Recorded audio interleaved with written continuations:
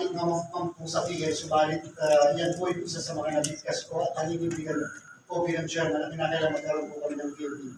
Ang Commission on Human Rights, ang Civil Service Commission, ang Office of the Ombudsman, ang lahat po ng constitutional body, Your Honors, ay may sariling tahanan.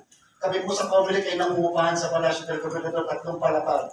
Doon po sa mga kalapit ng mga gusali, nuupahan din po namin. We are actually leasing for an amount of 159 billion a year.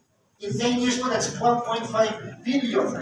And at the same time, for the entire country, we are actually paying 179 million, Your Honors. So isipin nyo na lang po yung kalagayan namin na nangungupahan at the same time yung aming mga warehouse. Meron sa Santa Rosa, meron po dyan sa Medville Post, meron po sa may Magdano Avenue, meron po sa may Pasig.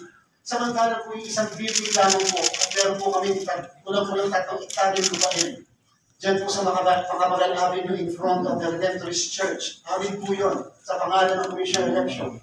Walang palapag po ang aming invitation na ipagawa na building that will cost the government at least 8.2 billion pesos.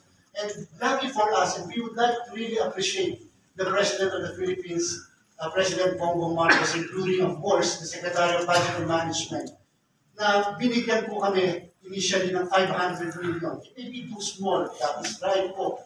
Pero alam niyo po, sa mga katulad namin, na naniniluhod para magkaroon ng sariling building, napakalaki na po yun. We envision it to be constructed in 4 to 5 years. And hopefully, pag nag-file po kayo ng mga candidacies, especially for national positions, hindi na po kami yung makikita doon sa may Sofitel na nagre-renta.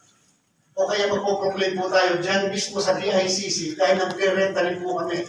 At yung aming pong random annual audit, nagre-renta po lahat po, nire-renta po namin because we do not have our own home. Alam po natin, tayo mga Pilipino, isa lang po ang ambisyon ng bawat pamilyang Pilipino magkaroon po ng tirahan o tahanan.